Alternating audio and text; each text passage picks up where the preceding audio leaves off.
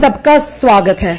एक बार फिर से होमगार्ड की बात को लेकर हम अपनी माध्यम से प्रशासन और सरकार को जगाने का प्रयास कर रहे हैं।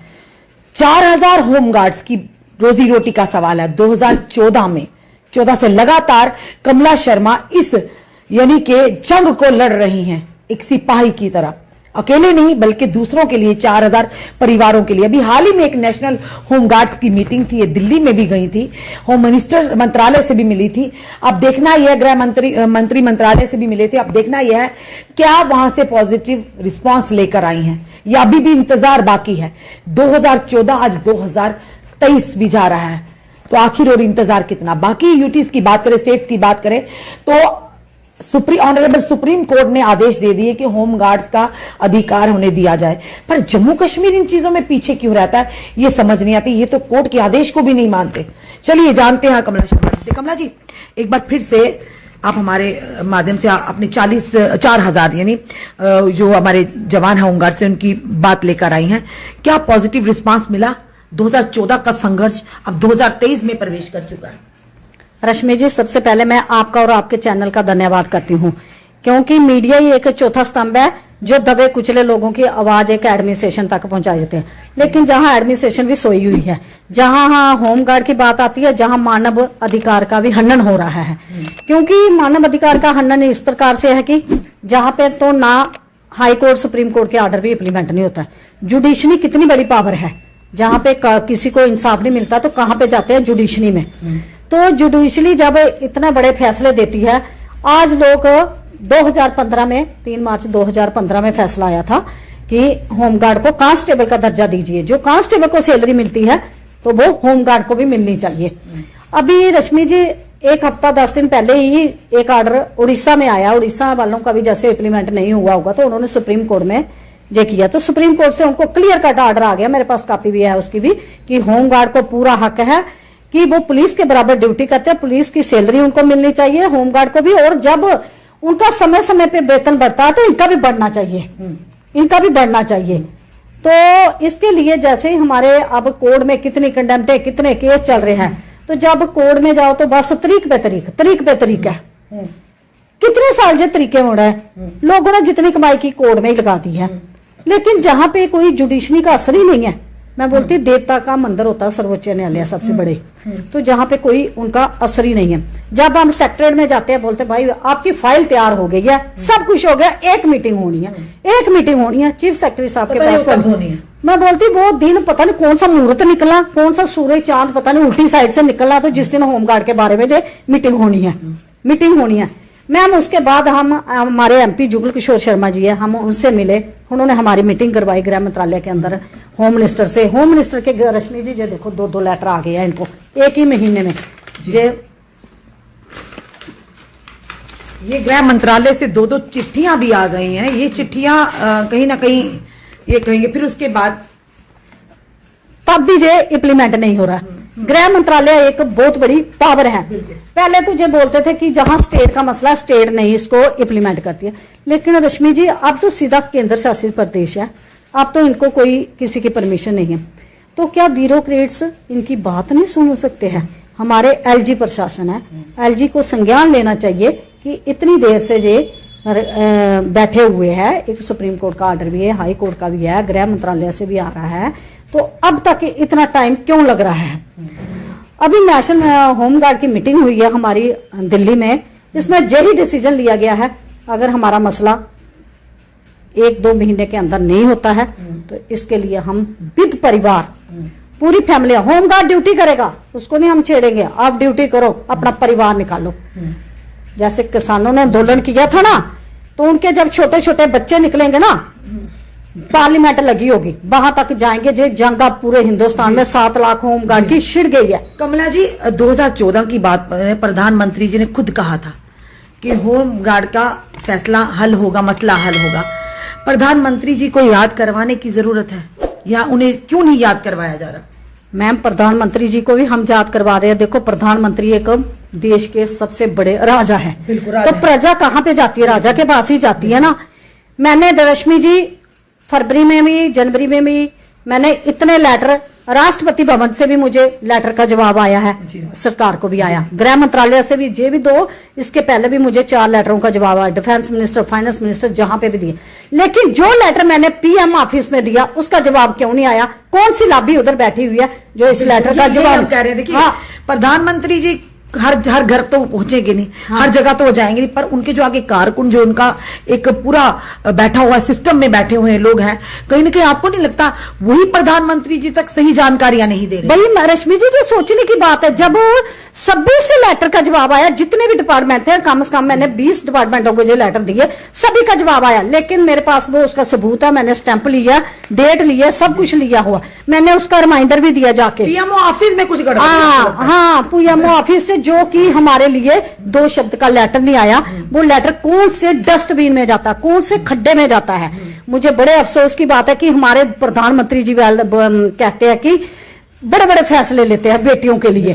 तो मैं भी एक देश की बेटी थी, जो ऑल इंडिया की मैं नेशनल वाइस प्रेसिडेंट हूँ, J&K स्टेट की प्रेसिडेंट हूँ, और मैंने खुद अपने हाथ से जो लेटर दिए हैं, लेकिन मुझे एक पीएम ऑफिस से नहीं इसका जवाब आया। दिसंबर में भी मैंने लेटर दिया, नवंबर में भी मैंने लेटर दिया, उसकी कॉपी मेरे पास है, स्टैंप है उसके। मैं आरटीआई भी बहुत जल्दी लगाऊंगी, क्यों नहीं। अगर हमारे प्रधानमंत्री इतने शक्तिशाली है, देखो हमारे गृह मंत्री, रात रात में 370 टूट सकता है, रात रात में नोटबंदी हो सकती है, रात रात में 3 तलाक का मुद्दा हो सकता है, राम मंदिर का हो जाता है, राम मंदिर भी सुप्रीम कोर्ट से मसला आता है। लेकिन जो होम गार्ड के ऊपर जो आपने स्वयं सेवक का एक्ट लगाया हुआ, 77 सालों से ये संस्था बनी हुई है, 77 सालों से रश्मि जी, 1937 से लेकर 1947 तक अंग्रेजों निकाले भी गए थे होमगार्ड, जिनको निकाला भी गया था, टर्मिनेट भी किया गया। हाँ, कुछ लोगों को निकाला, 68 लोग वापस आ गए कोर्ट की डायरेक्शन से। मैं उनका सल्यूट करती हूँ, अपने होम सेक्रेटरी को भी। सामने ऑनरेबल कोर्ट के फैसले की वजह से इंसाफ। हाँ, अब उनका दूसरा बैच है, वो भी बहुत जल्दी आएगा। लेकिन मैं अपने डिपार्टमेंट को दोष नहीं दूंगी कि मेरे जो डीजी साहब हैं, एडीजी साहब, जिनको लेटर भी आया, कमांडर साहब बहुत अच्छे हैं, वो हमारे साथ हर दम गरीबों के साथ खड़े हैं। कि मैं पहले ऑफिसर देख रही हूँ जो होमगार्ड के साथ खड़े हैं और अच्छा प्रपोजल। उन्होंने भी यही बोला, हमारे कमांडर साहब खुद दिल्ली से आया, वो बोलते दिल्ली के अंदर ऐसा इतना मिल रहा था, इनको क्यों नहीं मिल रहा है, जो गरीब लोग कहाँ पे जाएंगे। रश्मि जी, सबसे बड़ी बात यह है, होमगार्ड वाला मर जाएगा, उसको कोई पीएफ नहीं, कोई इंश्योरेंस नहीं, कोई मेडिकल फैसिलिटी नहीं, कोई कुछ नहीं। इससे तो मिड डे वाले भी लोग ठीक है, अगर वो प्रेग्नेंट होते हैं या कुछ भी होते हैं, उनको 6 महीने की छुट्टी भी मिलती है, तो और उनको पे भी मिलती है। हमारा होमगार्ड वाला जवान एक दिन नहीं जाएगा, उसको सस्पेंड किया जाता है, डिसंगेज किया जाता है। अगर वो पुलिस के काम, आपने जब हमें हक देना है, सभी पुलिस के कानून लगाए हुए हैं, जब हमसे ड्यूटी लेनी है, जब हम अपना हक मांगते हैं रश्मि जी, तब हमारे ऊपर जे कोई बोलते जे अपनी मर्जी से आते हैं। अगर रश्मि जी हम अपनी मर्जी से आते हैं, हमारे ऊपर जे एक्ट क्यों, अगर हम वलंटियर अपनी मर्जी से आए, अपनी मर्जी से जाएं, अपनी मर्जी से आए, अपनी मर्जी से जाएं, फिर आप बंदिश क्यों है? आपने बंदिशें लगाई है ना, जहां पे रिस्क वहां पे होमगार्ड फिक्स, चाहे वो यात्रा ड्यूटी, अभी अमरनाथ यात्रा ड्यूटी आएगी, आप देखना होमगार्ड, कोविड हो गया, अर्थ क्यों को हो गया, फ्लड कंट्रोल हो गया, जवान जहां पे भी है, ट्रैफिक नाका देखो, रात को ड्यूटियां देखो, जो भी लगता है कि कुछ होगा आपका, कि लगातार संघर्ष है, 2014 2023 भी जा रहा है। मैम, मैं कहती हूँ कि संघर्ष करने से एक दिन कुछ नहीं मिलता, लेकिन एक दिन जरूर मिलेगा। ये मेरा होप है कि मैं इस डिपार्टमेंट में रहूं नहीं रहूं, लेकिन इस होमगार्ड को हक दिलाएंगे। हमारा फैसला ये है कि इनको रिटायरमेंट पे 50 लाख रुपया दे गवर्नमेंट, नहीं तो पेंशन दे, नहीं तो रिटायरमेंट एज क्या हुआ। जब हम डिपार्टमेंट के अंदर हैं तो आप बोलते वॉलंटियर, फिर रिटायरमेंट एज क्यों है? इनको फिर चलना चाहिए ना। जे गवर्नमेंट के जब मैम जे संस्था बनी थी ना, तब कोई रिटायरमेंट तब बनी थी, जो लोग रिटायरमेंट थे वो आते थे देश की सेवा के लिए, उनको बता दिया जाता क्योंकि वो रिटायरमेंट थे, उनको पेंशन मिलती थी। आज तो वो आप 18 साल के जवान को भर्ती करते हो तो 60 साल तक वो करता है जवान ड्यूटी, तो उसके साथ आप शोषण कर रहे हो। आपने तो उनके परिवार को कोई मेडिकल फैसिलिटी नहीं दी, आपने कोई एजुकेशन फैसिलिटी नहीं दी, ये सभी देनी चाहिए। अगर आप जवानों को बोलते हो कि ड्यूटी भी कर रहे हैं सब कुछ, फिर आपने इनको डिसंगेज क्यों करते हो? अगर वो कोर्ट से हक मिलता, उनको वापस लाना चाहिए। जो हमारे लोग हैं, अगर देश की सेवा कर रहे हैं, आप भी तो देश की सेवा कर रहे हो, आप क्या कर रहे हो? आप भी देश की, जो आप ड्यूटी करते हो वही होमगार्ड जवान करता है। हम यही कहते हैं, पूरे हिंदुस्तान में एक एक्ट होना चाहिए, पूरे हिंदुस्तान में जो सुप्रीम कोर्ट की जजमेंट है, एक एक्ट होना चाहिए, एक ही कानून। इस स्वयं सेवक एक्ट को बिल्कुल खत्म किया जाए, संशोधन नहीं, आप 2 लाइनें लिखोगे तो परमानेंट को मुलाजिम को फायदा मिलता है। तो हम माननीय प्रधानमंत्री जी को भी यही कहते हैं कि 2014 का वादा पूरा करिए, तो नहीं तो जे जंग अब होमगार्ड जाग चुका 7 लाख होमगार्ड पूरे हिंदुस्तान में।